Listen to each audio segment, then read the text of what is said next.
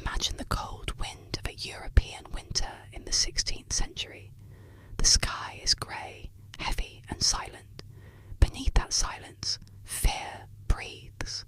They call it the age of faith, but in truth, it was also the age of fire.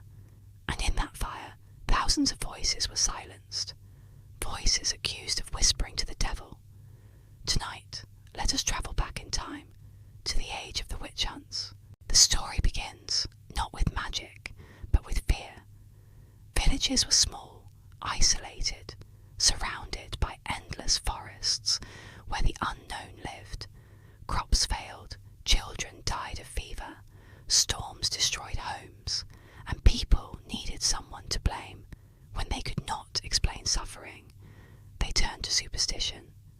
And from that superstition, the word witch was born. It started quietly, a single accusation in a small town. A farmer's cow stopped giving milk. A woman nearby had looked at it strangely. Witch, someone whispered. That whisper grew louder, spreading like smoke through the streets. In Germany, in France, in Scotland, in the lands of the Holy Roman Empire, fire began to rise. From the late 1400s to the mid-1600s, nearly 100,000 people were accused of witchcraft. Half of them were executed, and most of them were women. The Malleus Maleficarum, the Hammer of Witches, was published in 1487 by Heinrich Kramer, a Dominican inquisitor. It was a manual for finding, torturing, and condemning witches. It told priests and judges that witches were real, that they flew on broomsticks, that they slept with demons, and that their power came from Satan himself. It was a book soaked in blood. You can imagine the quiet fear in the hearts of the villagers as that book spread. Every church sermon, every storm, every strange illness, it all became proof. And the fires burned higher. In the German town of Trier, entire families were executed. In Würzburg, over 900 people were burned in a single wave of hysteria, including children as young as 9 years old. In Scotland, King James VI, later James I of England, became obsessed with witches after a storm nearly sank his ship. He believed witches had conjured the winds to kill him. He even wrote his own book, Demonology, to justify their execution. Can you hear it? The crackle of wood, the sound of the crowd holding their breath as the flames rise, the smell of smoke and ash filling the air. There is a strange silence before the screams begin. Many of those accused confessed only after torture. Iron spikes, crushing weights, burning irons, and water trials. If a woman floated, she was guilty. If she drowned, she was innocent, but dead. A perfect circle of madness. But behind every accusation, there was a story.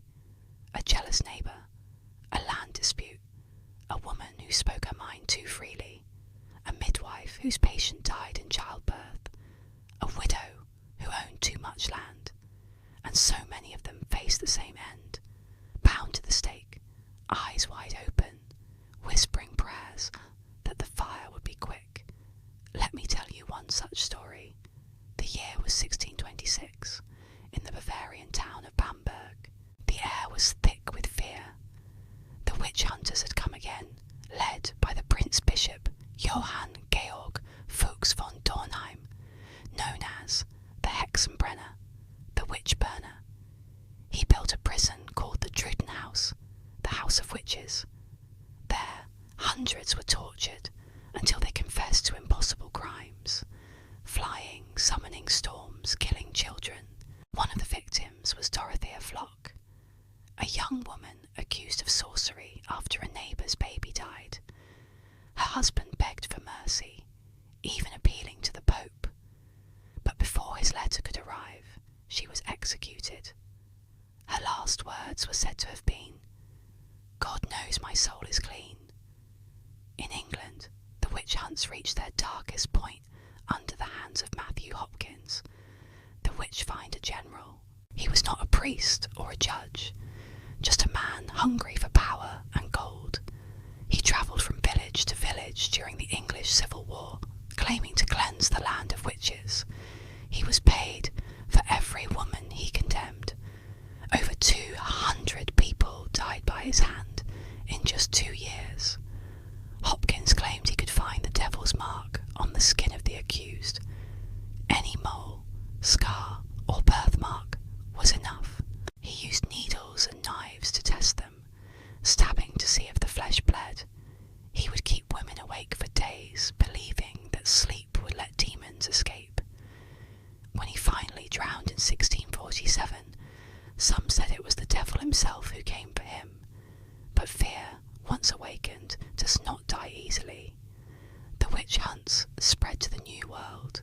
In 1692, in Salem, Massachusetts, a small Puritan village became the stage for one of history's most infamous tragedies. It began with 2 young girls, Betty Paris and Abigail Williams, who started convulsing, screaming, and accusing others of tormenting them through witchcraft. Doctors could find no explanation. Soon, the entire village was caught in hysteria. 19 people were hanged. One man, Giles Corey, was pressed to death with heavy stones because he refused to confess. When asked for his final words, he said only, "More weight." Even now, the wind still whispers through the trees of Salem.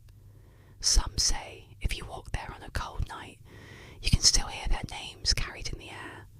Centuries later, historians look back in horror. What was it all for? Fear of women, fear of change, fear of losing control. Perhaps all of them. The witch hunts were never really about magic. They were about power. Power over belief, over bodies, over truth itself. And as you listen to this, in the quiet of your room, think for a moment. How easily can fear become law? How quickly can belief become a weapon? Would you have spoken out or stayed silent? Breathe slowly. Feel the echo of the past settle in the air. Those voices, those countless lost souls, do not ask for revenge, only remembrance.